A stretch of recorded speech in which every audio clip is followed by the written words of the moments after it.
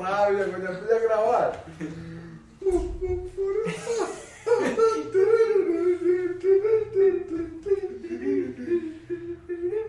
Pero tenés que silbar.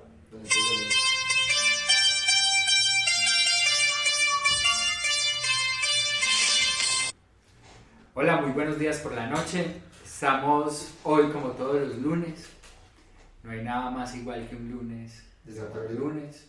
Este lunes de Zapatero, pues, es muy extraño. Hoy comenzamos vetando todos los temas posibles para hablar este día. Entonces hoy no tenemos de qué hablar. Siempre hay algo de qué hablar. Siempre hay algo de qué hablar. Total. Dale, todas las 3 horas que hemos estado acá grabando cosas, nos preguntamos, listo, ¿y cuál va a ser el tema de hoy? Tema que se proponía, tema vetado. Es que todo se veta en esta época. Todo se veta.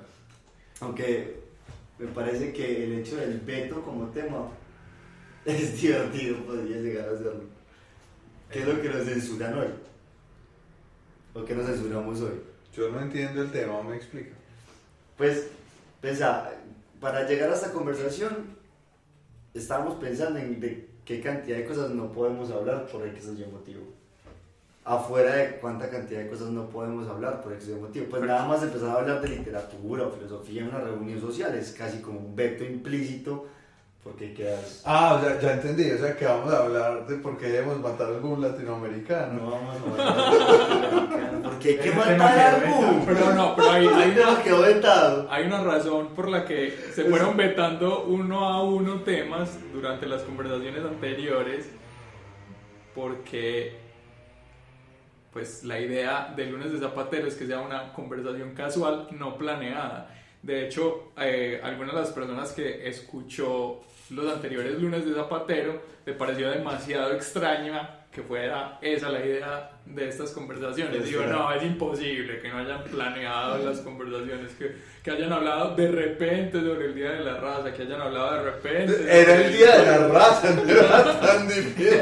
Pero, pues, ¿sabes qué sorprendente? Que ya hay gente que escucha el lunes de Zapatero. Eso para mí fue el gran dato que acabas de soltar Pues en este momento. tenemos 36 visualizaciones en el primer episodio y unas 24 en el segundo, entonces pues por lo menos digamos que alguno que otro lo vio o lo escuchó un par de veces o 3 veces o 4 veces, digamos que tenemos 5 o 6 oyentes.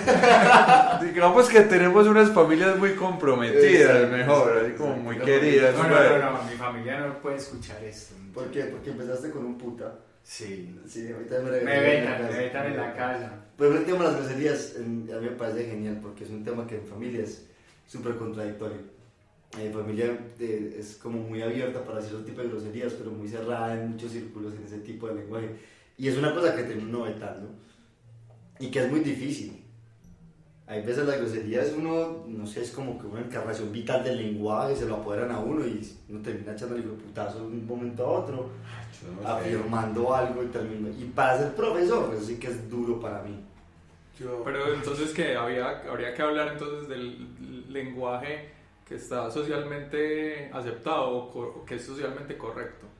Yo no sé, yo es que no sé como que bien cuál es el tema, pues yo solo estaba como imaginando, recordando lo duro que es dar clase y decirles hijo de putas a esos mancitos, que yo quiero un montón, yo los quiero muchachos, no escuchen ese programa. Es complejo, a mí me parece complejo, pero llevémoslo pues al campo de literatura, de escritores irreverentes de Latinoamérica. Hay todavía escritores irreverentes en Latinoamérica. No sé. Pues está Fernando Vallejo, que pues según muchos es el mayor irreverente de la literatura latinoamericana. Su última novela, ¿cuál fue? Casablanca, la Bella, eso fue en 2011, yo no me acuerdo. Hace poquito me lo encontré en un parque. Hace poquito me lo encontré. No, de verdad, y creo que puteé al perro con el que muy irreverentemente pasé con el perro le dio y... Pero no creo, entonces 2013, no creo que hubiera sido Fernando Vallejo, porque él no putea a los animales. Pues él es un amante de los animales. Te estaba puteando a vos. Sí, exactamente, te estaba puteando a vos. Pero me parece muy justo porque en cierta manera yo soy un animal, eso está claro. Y lean Aristóteles. Es decir, claro, son políticos, sigo siendo animal político, que me respete también. Pero irreverentes de ese tipo, yo no sé, ahora ¿qué quedará así como ese tipo de irreverencia? Yo creo que también está muy censurado, muchachos. Realmente creo que hoy hay un montón de cosas que nos quedan en un campo como medio gris, en lo que uno puede decir o no hacer. Pues mira, es que estamos en la época en la que todo lo puedes decir, entre comillas, todo lo puedes decir. Pero tenés que tener cuidado a quién lo decís y cómo lo decís. Porque es una época en la que sí, sos libre y sos muchísimo más libre de decir las cosas que anteriormente, pero también sos más responsable de lo que decís y por ende tenés que tener muchísimo más cuidado con lo que decís. Entonces es medio paradójico, ¿no? Horrible. ¿Por qué? Ya uno no puede tomar un aguardiente y hablar irresponsablemente porque ya es responsabilidad de uno lo que uno dice cuando está borracho. No. Para mí me parece que la responsabilidad de la palabra, incluso borracho, es muy bonito. Nah. Pues Sí. no sé, yo de todas maneras pienso algo así como frente a lo que están conversando. Siento que la crítica de cierta manera se ve aplacada por esa responsabilidad. Porque a veces es necesario ser insurgente y a veces la gente está pensando mucho más en ser correcto y en no ofender que en criticar las cosas que son importantes. Entonces se pierden como como dijera yo, no sé, como las discusiones en ese mar ahí como de sustos Cosas que- discursivos. Como que las discusiones que en verdad importan se pierden entre el guardar silencio para evitar ofender a nadie con las discusiones. Quizá, no, sino que siento que las discusiones se dicen de una manera muy bonita y a veces hay gente que no hay que decir las cosas bonitas, hay que decir a los hijueputos que uno es hijueputa. Pero entonces hay otro montón de matices en medio de decir ese discurso que es, no, pues hijueputa me puedes decir, pero mucho cuidado porque es que tal cosa y tal cosa y tal cosa que hay detrás de mí que también me constituyen que con ella sí no te puedes meter. Y esa es la parte que me parece peligrosa. ¿Con qué temas no nos podemos meter? Eso es como... Yo pienso que con todos los temas nos podemos meter, pero vuelvo y remarco, lo importante es que con la libertad con la que enuncias algo, también seas responsable de ese algo que enuncias. Pues si te vas a ir con lanza en ristre en contra de cualquier minoría, cualquier sector de la población, cualquier color distinto, cualquier persona distinta, lo puedes hacer, pero uno, Pero es que- vas a ser señalado por el público y dos, tenés que ser responsable Pero ahí de lo que estás diciendo. ahí está el problema. O sea, mira, es como si yo llegara y puteara a Tomás porque me la abuela Tomás. ¿Cierto?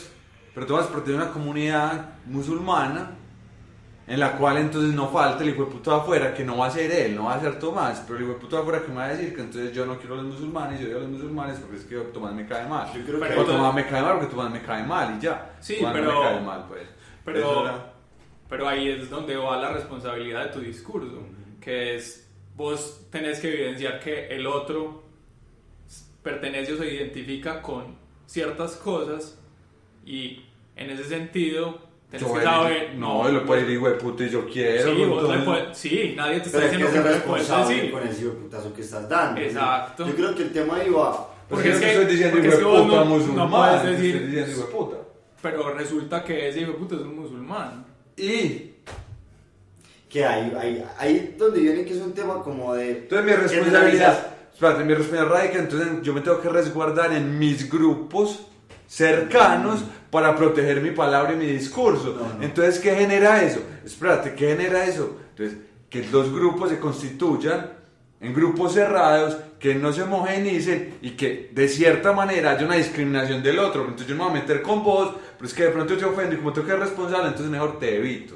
No, pero yo creo que... Pero hay es un que tema ahí- la censura solamente viene en cuanto tanto vos seas una persona pública. O sea, si vos sos una persona, como se conoce hoy en día, influencer, y vos salís a la calle y le decís hijueputa a, no sé, a un musulmán, a un judío, a Epa, un Colombia, homosexual, policía. a cualquier persona que pertenezca a un grupo que ha sido víctima histórica, entonces vos estás haciendo algo que es indebido, y ahí es donde tenés que tomar responsabilidad. Claro, pero es que las voces críticas son influencers y lo han sido toda la historia. Entonces, ¿cómo le vamos a dar discurso a alguien si no es un influencer? Me refiero, no sé, a lo largo de la historia, los grandes revolucionarios han tenido que ofender gente, que han pertenecido a veces a minorías, a veces a mayorías. Pero había un pensamiento en juego y una idea en juego. Ahora es más importante esa responsabilidad de la palabra frente a una responsabilidad histórica, que entonces, ¿qué vamos a hacer? Pero esas personas han mantenido la responsabilidad de su discurso, es decir, se hacen dueñas de sus palabras. El tema es, yo creo que es o una mala generalización o una mala particularización, porque lo que dice Pedro es totalmente cierto, pues es que es muy diferente que vos me puties a mí a que, no sé, es decir, cualquier tipo de comentario inadecuado que pueda hacer ni siquiera una persona, una figura pública. Vuelvo al ejemplo de Epa Colombia, pues Epa Colombia no es nada realmente importante, solamente es una persona que tuvo un boom en el mundial, se hizo famosa, insultó a un policía y de ahí para adelante, ahí fue. Entonces, ¿qué se podría decir? No, está atacando el sistema, está atacando la represión policial, pero todo eso sale, pero la cosa es, ¿qué responsabilidad tenemos en esas cosas? Yo estoy de acuerdo con Pedro en el sentido de que hay que tener responsabilidad de las palabras que uno tiene, así sea que uno vaya a hacerlo contra cualquier otra persona. Es decir, independientemente si es una minoría o no, cualquier cosa que yo diga sobre otro debe sobrecaer sobre mí esa responsabilidad. Claro, es que vos como emisor del discurso sos responsable de lo que decís. Y es lo que Independientemente de que tu intención no sea ofender a nadie, si hay alguien ofendido, sos responsable. Pero hay que ofender a la gente también, ¿por qué no? Y porque sí, pues porque criticar, como vos lo decís, porque la voz insurgente, la voz crítica, tiene que ofender. O sea, ¿cuál es la base de eso? ¿Cuál es la base de la ofensa? Si yo puedo criticar sin necesariamente estar ofendiendo a nadie. ¿Zafaste? Exacto. Sí, la hiciste completa. Yo acá veo dos cosas, y es, por un lado, siento que las palabras las estamos volviendo cada vez más pesadas, ¿cierto? Cada vez con menos libertad, a pesar de que tengamos la libertad de emitir nuestras palabras, cada vez las palabras toman más peso y nos encierran, nos llevan a este tipo de discusiones. En un segundo lado, veo también un asunto de susceptibilización, ¿cierto? Que digamos que esa susceptibilización del mundo de hoy es donde hago más grande y más pesadas esas palabras, ¿cierto? Estoy de acuerdo con lo que dice Pedro, con el asunto de las minorías, que uno debe tener cuidado también a la hora de enunciar ciertas palabras, ¿cierto? Tengan la ligereza o tengan el ánimo de ofender o no, hay que tener cuidado con esas palabras, pero venimos en una onda pues que ya cualquier palabra puede ser susceptible de herir y molestar a alguien. Entonces ahí sí hay que entrar en un punto intermedio, pero creo yo que, claro, hay que primero tratarnos con respeto, ¿cierto? No es de ir ofendiendo al mundo por ofenderlo y ya, pero tampoco es como ponernos esas cadenas tan fuertes pues que le están poniendo a las palabras hoy. Pero yo creo que no es tanto una susceptibilización, porque aparte creo que es de alguna manera una forma reduccionista de señalar un hecho de la actualidad. Yo pienso que simplemente estamos en una época en la que la gente tiene más permiso de expresar cómo se siente frente a las cosas. O sea, lo mismo que hablaba ahorita, sí es medio paradójico, tenemos que tener más cuidado con lo que decimos, pero también somos más libres de expresar cómo nos sentimos.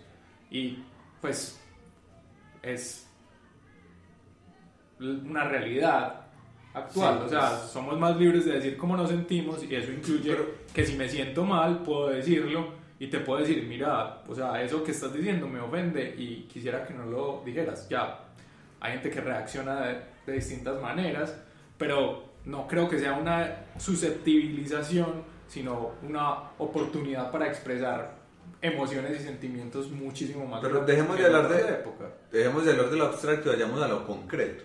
¿Cómo funciona eso en lo concreto? En un mundo donde todo el mundo tiene la posibilidad de opinar acerca de cómo se siente, también implica que tiene la oportunidad de hacer comentarios estúpidos. Hace parte de la libertad de expresión. En cuanto al derecho a la ofensa, yo siento que todo el mundo tiene derecho a ofender. Y creo que en vez de no ofender a la gente como os proponía, deberíamos empoderar a la gente a que se metiera en el juego de las ofensas, cada uno desde una misma posición de poder. ¿Cierto? Pero para eso, pero para estás eso- saltando de que vayamos a lo concreto y me planteas una posición abstracta donde, Pero que vayamos a lo concreto desde él. donde las personas tengan la posición de poder. No, yo creo que ahí está el tema de que nosotros estamos buscando expresar cómo nos sentimos de una manera y que la mejor forma de hacerlo es buscar cómo manifestar ese sentimiento sin pasar por encima de nadie, porque es que la ofensa implica yo tener un cierto poder sobre las cosas, es un no reconocimiento al otro. Es decir, que una persona se ofenda o no se ofenda con un comentario mío puede que no sea mi intención, pero sí es mi responsabilidad. Y en la construcción de una comunicación viable, ese derecho a la ofensa solo es posible, es involuntario, pues no podemos hacer como partir de una línea discursiva en la que la ofensa sea el parangón. Lo que nos digas, lo que tenemos que hacer es ofender al otro para que el otro caiga en cuenta de su error, caiga en cuenta de que es distinto, caiga en cuenta de que cuando hay un montón de formas dialógicas que pueden permitir llegar, no a consensos, pero sí a acuerdos en la solución de ciertos tipos de conflictos que Yo estamos voy a hacer teniendo. un paréntesis ahí, pues ofender no es insultar, ofender es que mi comentario y mi posición le siente mal a otro, pues no intencionalmente yo voy a ir a buscar al otro a decirle cosas, pero que tengo puede- el derecho de tener una opinión que no le guste al otro Sí. y entendiendo la responsabilidad de ello, decirle y tirarla. Pero mira que en este momento vos tenés una opinión muy distinta a la mía y yo no me siento ofendido. Pues, pero es que ese argumento es muy bobo tomado. pero sí, o sea, sí es ir un poco a la semántica del asunto, pero entonces es que yo tenga la posibilidad de afectar al otro, la tenés siempre, la tenés en forma positiva o en forma negativa, siempre la tenés, no necesariamente tiene que ser en forma de ofensa, como lo dice Tomás. Y lo que decías de poner a todos en la misma situación de poder, para eso habría que eliminar los beneficios que tienen ciertas gentes o los privilegios que tienen ciertas personas o ciertas poblaciones, porque como estamos algunos privilegiados por nuestra condición, por nuestra sexualidad, por nuestra religión, entonces tenemos muchísimo más poder que otras minorías. Y en eso hay que dejarlo claro, acá somos hombres blancos, Pues relativamente heterosexuales, Yo soy medio morenito. pues nosotros hacemos parte de, digamos, Sí, lo del que ha sido privilegio. opresor, pues. Exacto. Acá está la posición de poder. de los privilegiados, y por eso es de pronto tan difícil ver como o señalar de pero es que eso es una bobada, que la gente se ofenda. Por eso te criticaba un poco lo que decías de susceptibilización, porque yo creo que el verlo como la susceptibilidad de la sociedad es verlo desde un estatus de privilegio, o sea, como yo no me susceptibilizo por nada que me digan, entonces me pone una bobada que la gente se sienta mal por lo que yo No, digo. no es eso el tema de la susceptibilización, sino, claro, lo que vos decís, cada vez nos estamos volviendo más exploradores de nuevos sentimientos, incluso eso me parece muy bello que suceda con los hombres, ¿cierto? Que hemos estado como tan marcados en no explorar sentimientos, sensaciones, formas de pensar diversas, eso lo hemos ganado. A lo que voy con la susceptibilización es que cualquier palabra, dígase con ánimo de ofender o no, ya se vuelve una gran carga que está hiriendo a otras personas. Y entonces espere. ¿A qué voy? A un caso concreto, pues, los negros, ¿cierto? Como el decir negro se volvió, o en una época decir este negro era un insulto, era un, ¿cierto? Apartar, era darle como ese vulnerarlos pues como por ser de color de piel negra, ¿cierto? Con varias personas que anduve conociendo pues en la vida, claro, una entrada como le digo, el morenito, el trigueñito, ¿cuál será la palabra políticamente correcta y no herir, para no herir a esas personas? No, soy negro. No sé, yo tengo, pues yo voy a hacer ahí como una paréntesis. A mí no me preocupa tanto en ese sentido, y yo a lo que voy no es, o bueno, lo que yo quiero no es ofender a las minorías, sino a las mayorías. O sea, yo siento que la gente tiene que estar empoderada y que hay momentos en los que existe la necesidad de ofender, y es necesaria. Hay momentos en que las luchas por todos los derechos han tenido que tener la necesidad y la capacidad de ofender. Las luchas por los derechos civiles, las luchas por los derechos de la mujer han necesitado ese valor o esa capacidad de ofender. Porque hay derechos que no se ganan pidiéndolos y conversando. Porque no pasa así, porque en el mundo real sería muy bacano que pasara así, pero no funciona. Lo que pasa es que, o sea, yo medio estoy entendiendo lo que estás diciendo, pero sigo sin entender por qué usas la palabra ofender. O sea, yo entiendo que las revoluciones son en cierta medida violentas, que dicen algo que mucha gente no quiere escuchar y que lo dicen de manera fuerte y contundente. Pero ¿por qué? O explícanos por qué ofender. Pues porque usas ahí el término ofensa, si tiene pues algún sentido ulterior que no hemos entendido. Es que yo no sé si entender esa ofensa como incomodar, como desacomodar de alguna manera, y trastocar esas cosas sí está bien. El tema es porque yo entiendo la ofensa como algo más de ponerme en una posición en la que yo sí y usted no, ¿cierto? La lucha por derechos civiles no es yo sí y usted no, sino yo sí porque usted también, ¿cierto? Es decir, porque si los privilegios son para unos, ¿por qué no son para todos? Y los ejemplos específicos que diste no eran pues temas como de posiciones de poder que busquen someter a otros, sino como de igualar las condiciones de juego. Yo no sé, de pronto sí es algo medio utópico y de pronto sí es algo más ¿por qué? De pronto sí es algo más idílico, un poco más de ideal, pero esas construcciones de pelear por los derechos que nos han tocado tanto a nosotros en Colombia y que nos seguirán tocando, pues en este momento la coyuntura de la educación es un tema que ha sido de incomodar, pues es decir, las marchas incomodan el tráfico, trastocan la normalidad académica de los estudiantes, pero son luchas que hay que dar. Yo me siento incómodo con esas cosas porque listo, yo en el bus y me toca aguantarme un taco de 2 horas, pero yo no me siento realmente ofendido por un hecho como esos, o tampoco me siento ofendido por cómo se hace o no se hace el presupuesto de la nación. Está bien. Digamos que yo entiendo ofender como causar una mala impresión en el otro, ¿cierto? Ya. Como incomodar al otro. Bueno. Y así he venido usando la palabra ofender, listo, yo me auno un poco a lo que dices entonces. Desde ahí es que lo estoy diciendo, y siento la necesidad de violentar al otro en ese sentido, o sea, de violentarlo es de incomodarlo. Pues.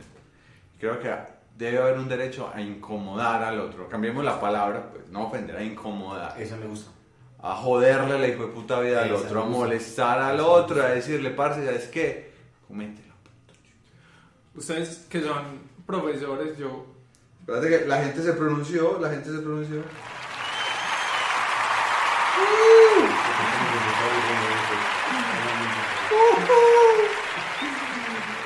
Yo, siempre que hablamos de este tema, me pregunto cómo funciona, ¿no? Cómo sucede el tema del bullying o del matoneo en los colegios en la actualidad. O sea, yo recuerdo que cuando nosotros estábamos en el colegio, pues la palabra fue introducida muy al final de nuestra vida escolar y pues uno entendía que había algunos alumnos que se la montaban a otros, uno a veces también se la montaba a algunos otros. Uno, a veces, A veces. pero déjame decirte que quizá no entendías muy bien el concepto porque los bully éramos nosotros. El caso es que parecía algo que estaba completamente normalizado y era muy gracioso si yo salía a descanso y resultaba que me habían hecho el tortugazo a la mochila y molestaba con los compañeros, una charla, risas, volvíamos al salón, había alguien que de pronto le ponía la cara al profesor y el profesor lo señalaba y lo castigaba, pero no estaba señalado como una conducta completamente deplorable y que tuviera un detrimento en el comportamiento y en el desarrollo de la personalidad de cada uno de los estudiantes. Pero ustedes que son profesores y que están en un colegio en este momento, y vos, Juan Pablo, que trabajas con niños también en la biblioteca, me gustaría que me comentaran un poquito sobre cómo es el tema del matoneo, cómo se maneja el tema del matoneo, aunándolo pues al tema que hemos estado hablando de la ofensa, de la sensibilización, entre comillas. Yo uní una cosa con lo que estás preguntando y es la carga con la que llenamos las palabras de las que hablaba Juan Pablo. Y es que muchas veces usamos la palabra bullying muy mal y decimos que bullying es cualquier tipo de eventualidades como esas, situaciones de convivencia, situaciones en el ámbito donde un compañero está molestando al otro, uno se siente mal y comienza como esa dinámica. El bullying tiene que ser sistemático. Es una relación sistemática en la que se denigra el derecho del otro. Y para que eso pase, lo que llamamos bullying hoy no es tanto el bullying, sino que son un montón de situaciones que mal denominamos bullying y terminan con problemas mucho más graves. Como por ejemplo... Digamos. A ver, yo por ejemplo estoy con vos y estamos jugando fútbol y me haces un ordeñadito, ¿cierto? Ahí en ese momento, pues,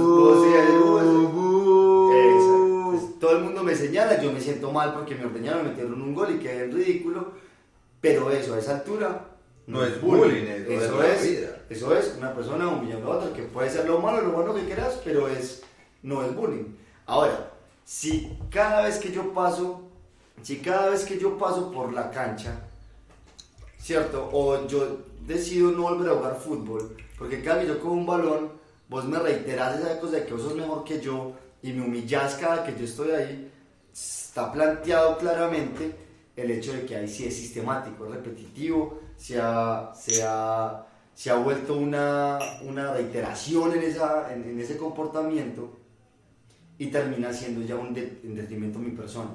El bullying es una persona que no quiere volver al colegio porque es que sabe que cada que va lo molestan por homosexual. Mira que es muy difícil. Ahí está el bullying.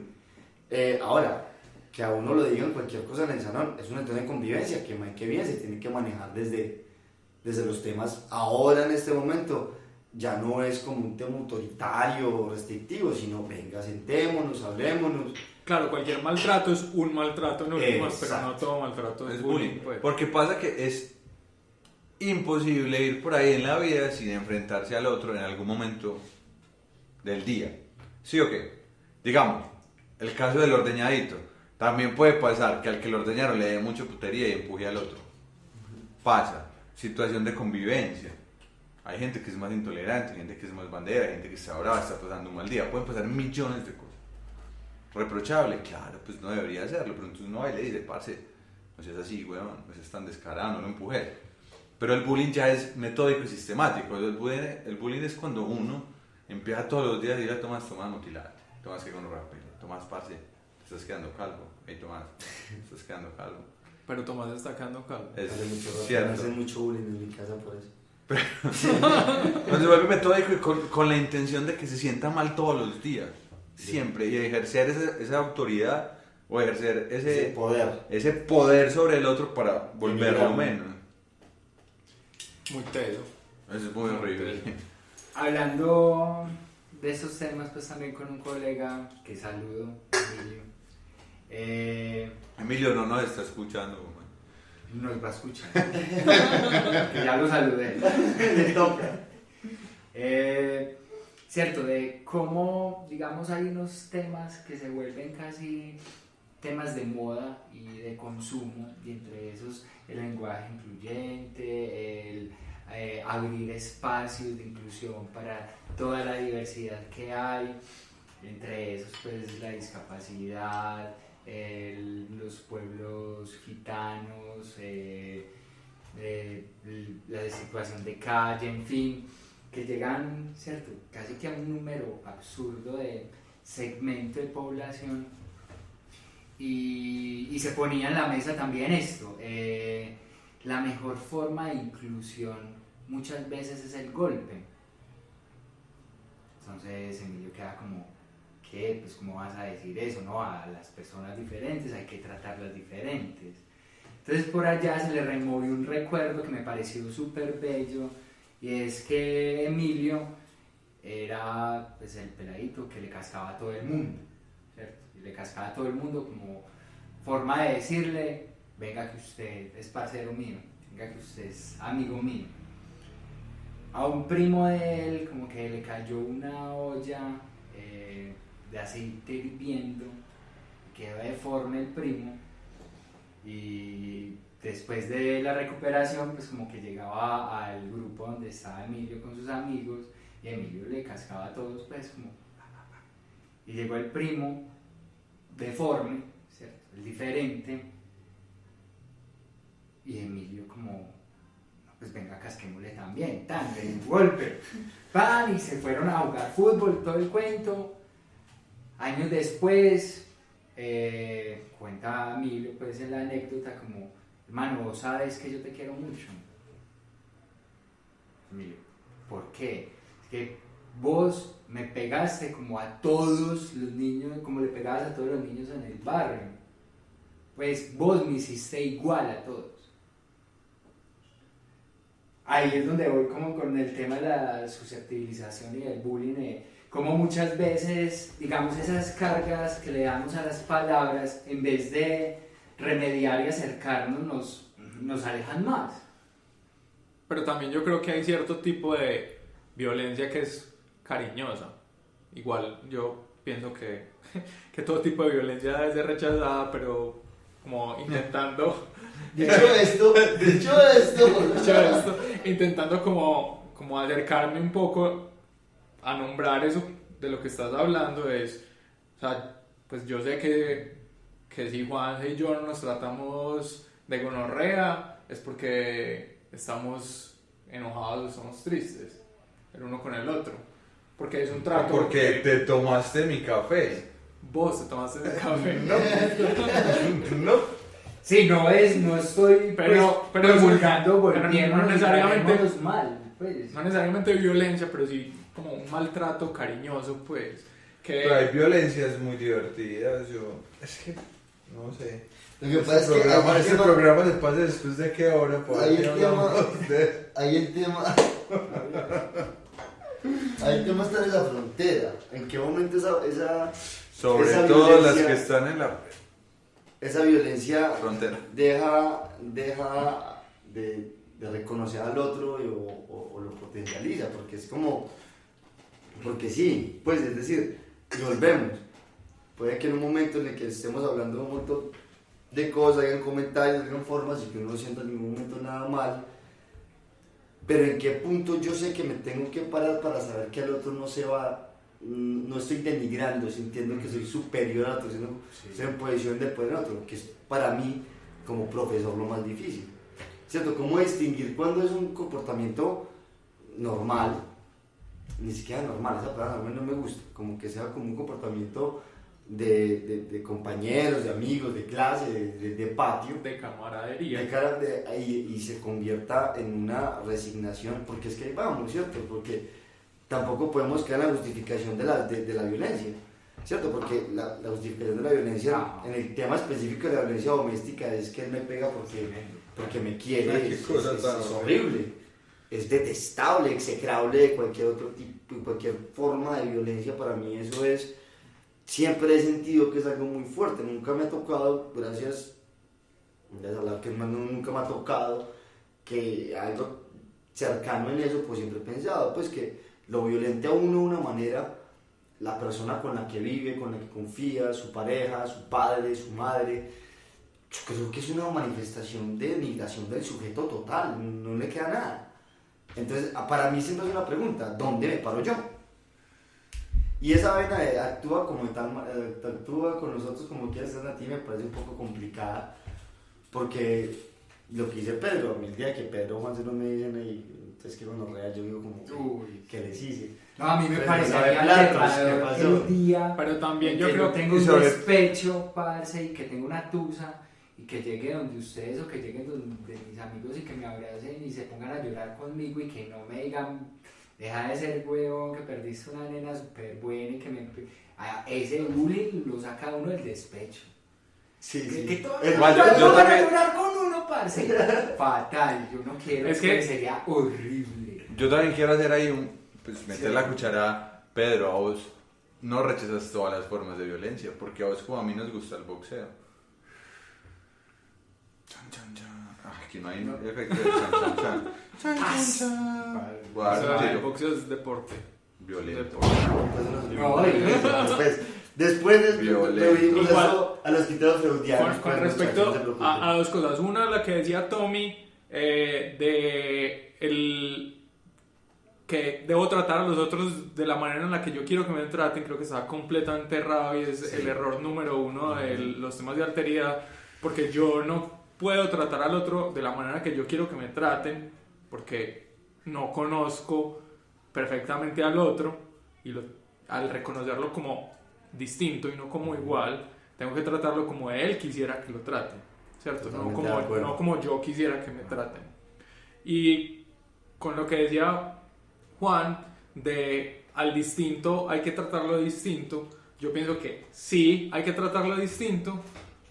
Sí, Juan Pablo, no Juan Sebastián. Al distinto hay que tratarlo distinto, pero no especial, no de manera especial, ¿cierto? A todos, o sea, nos tratamos y nos relacionamos con todos nuestros amigos y con toda la gente que conocemos y con la que no conocemos de maneras distintas. Pero dar un trato especial por una condición de diferencia ya es también una forma de discriminación. Totalmente de acuerdo. Fuerte. Y se me vuelve más fuerte cuando se vuelve un discurso de moda y un discurso de consumo que atraviesa todo lo institucional, desde la escuela hasta lo más cotidiano como ir a la tienda. Fatal. Me pasó Atraviesa todo, una en ese y son sentido. discursos publicitarios netamente. Me pasó una muy difícil. Estaba viendo un partido de fútbol y ustedes saben que Caicedo no metió un penal que así su vida dependiera de ello. ¿Quién es Caicedo? El delantero El del escritor Medellín. ese que delantero escribió de que viva Medellín. la música. Delantero de Medellín, que Ay, es como esas personas. que escribió Es que era tan malo que jugó en el Medellín y todo. Ah. ¿Para qué? Y Caicedo es un negro gigantesco, enorme, hermoso muchas veces, pero generalmente lo odio, lo detesto, porque es que me hace sufrir. Porque las más difíciles las mete, pero las que están ahí hechas se las traga enteras. Como vaca. Como vaca. Entonces estábamos en un partido, estábamos pasando, era la penúltima fecha, quedábamos un partido de pasar uno a los 8 y estábamos, y el gol estaba hecho y se lo comió. Y yo en mi rabia, no, negro, hijo de puta, ¿cómo te vas a comer ese gol? Y había una persona en el lugar donde estaba viendo el partido que era líder de las negritudes. Y me sentí como un severendo culo justo después. Porque no tuve una confrontación, discutimos un segundo, pero ya después cuando se bajó la espuma, me sentí muy mal. Sentí muy mal porque, pues, de nuevo, mi intención no era insultar a nadie, pero fue mi responsabilidad que sentí incómodo estar en un partido común y corriente. Pues estábamos viendo fútbol todos, en un lugar donde siempre vemos fútbol y es súper tranquilo, y yo fui el agente disruptor ahí en ese sentido.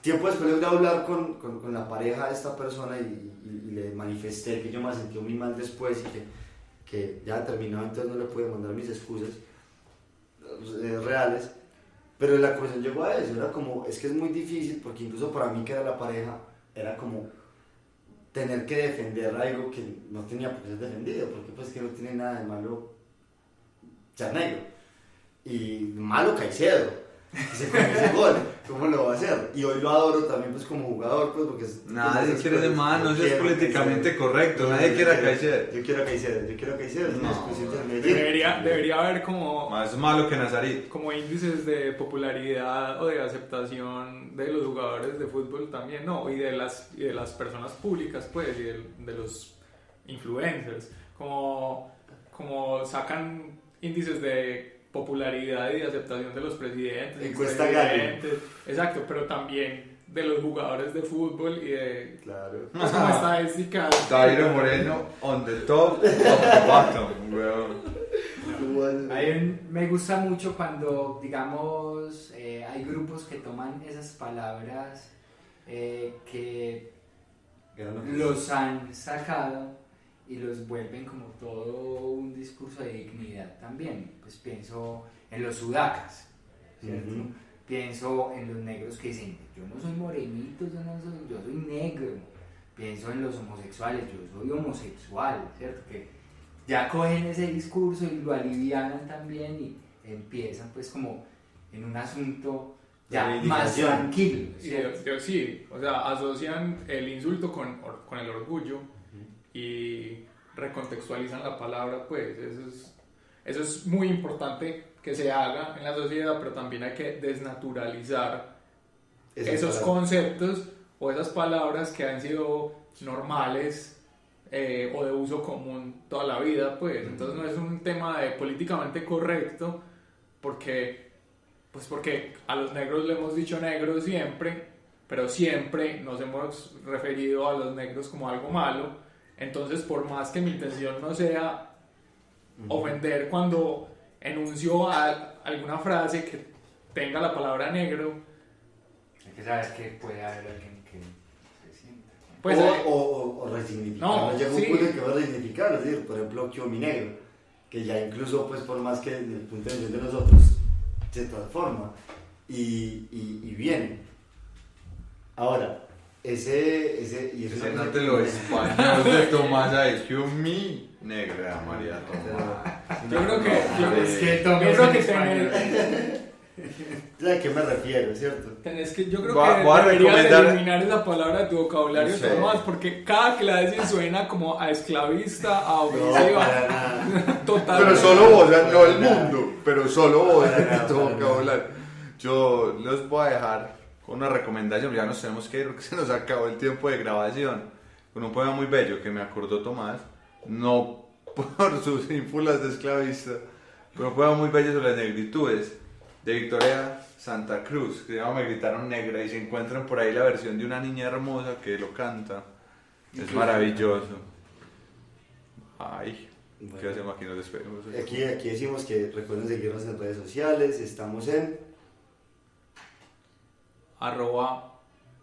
@Grulla de Hermes, en Facebook La Grulla de Hermes, en YouTube nuestro canal La Grulla de Hermes.